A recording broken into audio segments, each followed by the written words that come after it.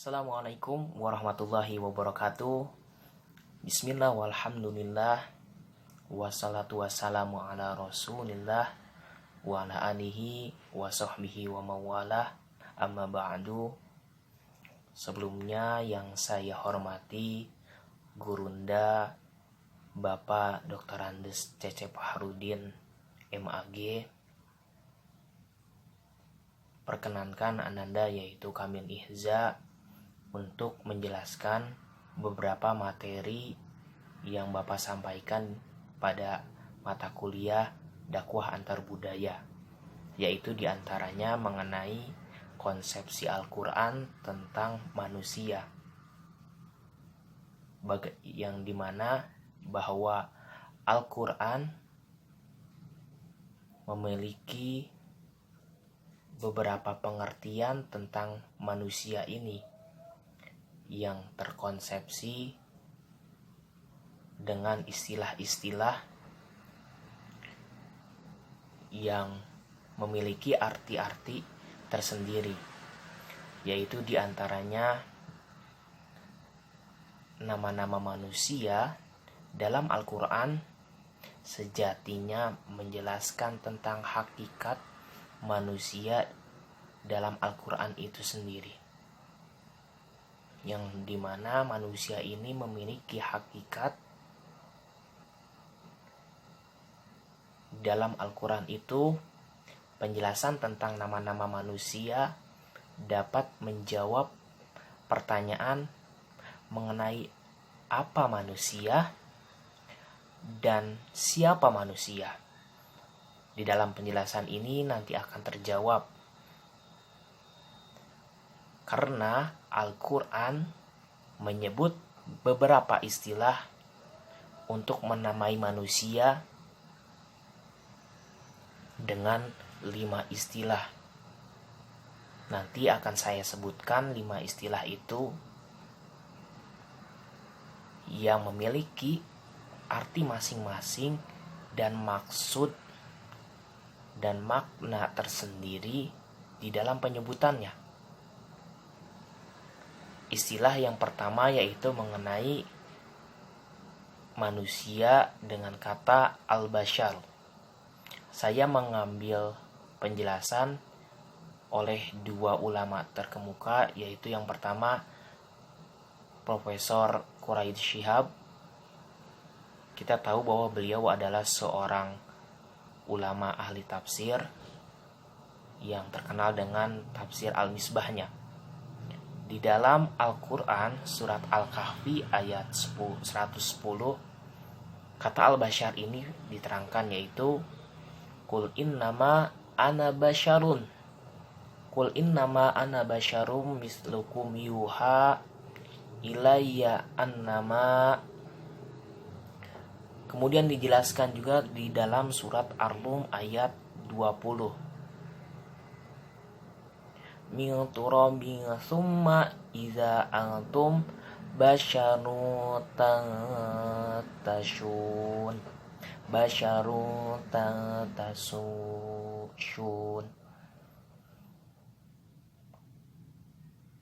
Dr. Quraisy Shihab mengatakan bahwa kata basyar terambil dari akar kata yang pada mulanya berarti penampakan suatu dengan baik dan indah. Inilah yang tadi saya jelaskan bahwa manusia ini memiliki hakikat dalam Al-Quran itu sendiri, yaitu sebuah penampakan sesuatu dengan baik dan indah. Dari akar kata yang sama lahirlah kata basyarah yang berarti kulit. Manusia dinamai basyar karena kulitnya tampak jelas dan berbeda dengan kulit binatang yang lain. Karena binatang lain memiliki kulit yang tertutup oleh bulu dan lebih indah, yaitu manusia yang memiliki kulit yang lebih indah dari makhluk lain. Penyebutan manusia dengan nama basyar mengandung maksud untuk menyebutkan manusia dari segi biologis, yaitu manusia. Penyebutan manusia dengan nama Bashar mengandung maksud untuk menyebutkan manusia dari segi biologis, karena tadi dijelaskan bahwa manusia memiliki kulit yang sangat nampak jelas. Dalam potongan ayat di atas dinyatakan bahwa Rasulullah SAW secara biologis adalah bashar, yaitu manusia, biasa sama seperti kita karena memiliki kulit yang begitu nampak, berbeda dengan makhluk lainnya yaitu memiliki kulit yang tertutup bulu, memiliki sifat lahiriah yang sama seperti manusia pada umumnya. Istilah selanjutnya yaitu tentang kata al-insan. Al-Quran mengkonsepsi manusia dengan kata al-insan. Dijelaskan di dalam Al-Quran ayat al-insan ayat 1-2. Hal ata 'alal insan inna khalaqnal insan. Dan masih banyak ayat-ayat lagi yang menyebutkan dengan kata al-insan itu sendiri. Ada beberapa pendapat yang menyatakan bahwa insan terambil dari kata nasiya yang arti lupa, atau nasa yanusu yang artinya berguncang. Namun menurut Profesor Quraish Shihab, kata insan terambil dari kata uns yang berarti jinak, harmonis, dan tampak. Kata insan digunakan Al-Quran untuk menunjuk kepada manusia dengan seluruh totalitasnya. Jiwa dan raga manusia yang berbeda antara seseorang dengan yang lain akibat membedakan fisik, mental, dan kecerdasan. Penyebutan manusia dengan nama insan mengandung maksud untuk menyebutkan manusia dari segi psikologis, karena tadi dijelaskan bahwa perbedaan antara seseorang dengan yang lain akibat perbedaan fisik, mental, dan kecerdasan. Rasulullah SAW bersabda, yaitu al-insan makhalul khoto wan nisyan, yaitu manusia tempat salah dan lupa. Berdasarkan hadis tersebut bahwa manusia memiliki fitrah kejiwaan, yaitu psikologi, seperti melakukan kesalahan dan bersifat lupa. Tadi yang pertama yaitu mengenai kata al-bashar yang berbicara mengenai biologis manusia. Lalu yang kedua yaitu mengenai kata al-insan yang berbicara mengenai psikologis, karena manusia adalah makhluk ulu. Istilah yang ketiga yaitu mengenai konsep si Al-Quran terhadap manusia adalah Bani Adam. Kata Bani Adam ini merupakan kata tentang konsepsi Al-Quran terhadap manusia. Dijelaskan dalam Quran surat Al-Isra ayat 61, yaitu walaqad karramna bani Adam wa hamalnahum fil barri wal bahri walaqad karramna bani Adam. Terus ayat 61 tersebut menjelaskan hakikat manusia dilihat dari asal keturunannya, yaitu Nabi Adam alaihissalam. Atau dengan kata lain, penyebutan manusia dengan nama Bani Adam mengandung maksud untuk menyebutkan manusia dari segi historis, dari segi sejarah, bahwa manusia memiliki nenek moyang, yaitu Nabi Adam alaihissalam. Di dalam Quran ayat 70, Quran surat Al-Isra ayat 70, yaitu menjelaskan begitu Allah Subhanahu wa taala memuliakan sekali anak keturunan Adam. Karena tadi ada kata walaqad karramna, dan sungguh memuliakan kami, yaitu Allah, kepada Bani Adam. Manusia selaku keturunan Nabi Adam alaihissalam diberikan rizki yang baik dan dilebihkan oleh Allah Subhanahu wa ta'ala dari makhluk lainnya, yaitu apa? Berupa akal. Jadi saya tekankan lagi, kata Bani Adam mengandung arti manusia dari segi historis, yaitu manusia memiliki keturunan, memiliki nenek buyut, memiliki. Yang keempat, mengenai konsepsi Al-Quran terhadap manusia, yaitu kata An-Nas. Kata ini adalah kata yang lumrah bagi kita. An-Nas tentu sudah hal yang tidak asing di telinga kita. Dalam Al-Quran pun banyak kata An-Nas, diantaranya surat An-Nas. Qul a'udzu birabbin nas, malikin nas, ilahin nas, min syarril waswasil khannas. Banyak sekali kata An-Nas ini dalam Al-Quran, menjelaskan hakikat manusia dari segala permasalahan hidupnya. Mengapa demikian? Kata Syekh Muhammad Abduh, sang tokoh pembaharu Islam, mengatakan bahwa kata An-Nas yaitu memiliki arti permasalahan hidup tentang was-was. Kata was-was berasal dari kata waswasah, yaitu suara yang lirih atau tersembunyi. Yang dimaksud dengan was-was ini yaitu sesuatu atau seseorang yang membisikkan kata-kata jahat ke dalam jiwa manusia. Kita tahu surat An-Nas ini adalah merupakan surat untuk menangkal sihir.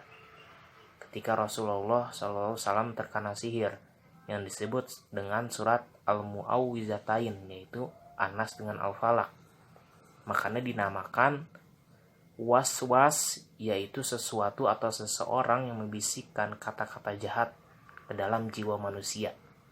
Penyebutan manusia dengan nama An-Nas mengandung maksud untuk menyebutkan manusia dari segi sosiologis, yaitu sosial manusia.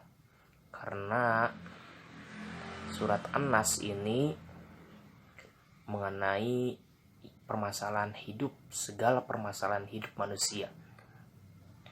Yang kelima, yaitu konsepsi Al-Quran terhadap manusia adalah kata al-bayyinah, syarrul bariyah, khairul bariyah, al-bariyah. Syarrul bariyah versus khairul bariyah. Syarrul bariyah, bulan. Intinya. Yang kelima, konsepsi Al-Quran terhadap manusia adalah kata al-bariyah. Al-bariyah ini terdapat dua penjelasan. Yang pertama yaitu syarrul bariyah, dan yang kedua yaitu khairul bariyah. Yang kedua-duanya merupakan bentuk status manusia yang ditentukan oleh perbuatan manusia itu sendiri. Syarrul bariyah dan khairul bariyah. Syarrul bariyah kita bisa analogikan sebagai kafir atau musyrik, dan khairul bariyah yaitu beriman dan beramal. Kafir sebagai seburuk-buruknya dan beriman adalah sebaik-baiknya. Nanti balasannya bagi orang yang kafir adalah neraka jahanam, dan orang yang beriman adalah surga Aden. Syarrul bariyah dan khairul bariyah merupakan sebuah status yang tadi saya katakan, yang didapatkan dari sebuah hasil perbuatan manusia itu sendiri, Jika manusia tunduk dan patuh pada perintah agama, maka akan mendapatkan status sebagai khairul bariyah. Dan sebaliknya, jika manusia tidak patuh, melanggar perintah dan ajaran syariat, maka akan mendapatkan status syar, buruk, syar, su'ul, syarul bariyah. Dan nanti pun hasilnya, orang yang mendapat status khairul bariyah sebaik-baiknya akan mendapat balasan surga Aden. Sedangkan orang yang mendapat status syarul bariyah akan mendapat balasan neraka jahanam. Pada konteks ini berlaku konsep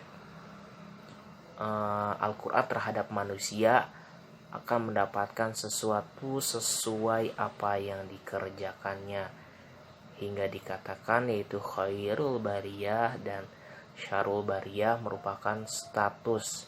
Saya tekankan lagi bahwa syarul bariyah dan khairul bariyah merupakan status manusia yang dihasilkan atau yang disebabkan oleh perbuatan manusia itu sendiri.